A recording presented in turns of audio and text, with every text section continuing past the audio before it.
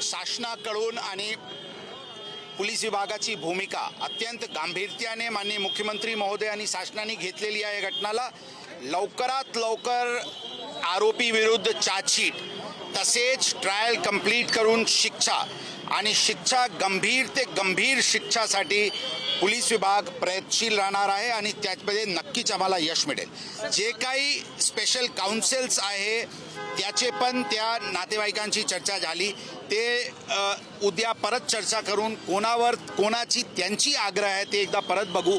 त्यांचे आज समाधान झाला होता, त्यांनी मला उद्या परत काही विषय मनात असतील तर ते निरोप देतील मला, मी त्यांचे घरी जाऊन परत चर्चा करणार आहे काही असतील तर, परंतु त्यांचे समाधान झाला होता। त्यांचे समाधान झाल्यानंतर काही लोक हेतू परस्पर त्यांना पण बाहेर पडू देत नव्हते। त्याचे आईची तब्येत पण थोडीशी खालवली होती, म्हणून त्यांच्याकडून संदेश आला होता की आम्हाला म्हणजे यातून बाहेर पडायचे।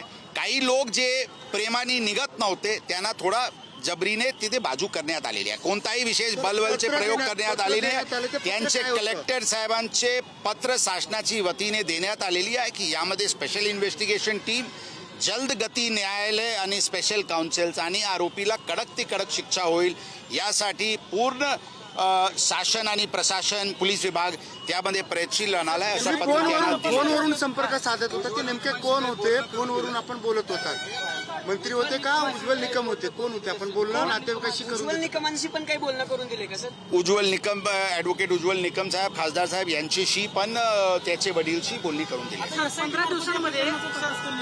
15 दिवसांमध्ये तब्येत खराब झाली होती, त्यांच्या पालकांचं त्या चिमुकलीच्या पालकांचं तुमच्या समोर म्हणणं काय होतं? त्यांनी काय सांगितलं? त्यांचे समाधान, आमची चर्चा जे मी सांगितले त्याच्याशी त्यांना आश्वासन दिले होते, त्याचे समाधान झाली होती आणि त्यांना मी हे पण आश्वासन दिले होते की मनात काही शंका असतील किंवा प्रश्न असतील किंवा काही विषय ज्याचे आपल्याला उत्तर पाहिजे असतील तर आपण मला निरोप द्या, मी स्वतः उद्या आपले घरी येऊ आणि परत या विषयाची निराकरण करू।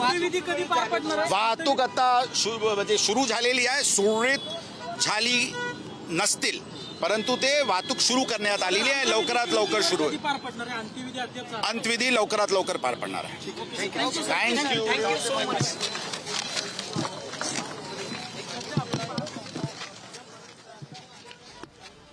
आपण बघितलं पोलीस आयुक्त अमितेश कुमार यांचा हा माध्यमांशी संवाद सुरू होता। कुठेही लाठीचार्ज झालेला नाही असं त्यांनी स्पष्ट केलेलं आहे।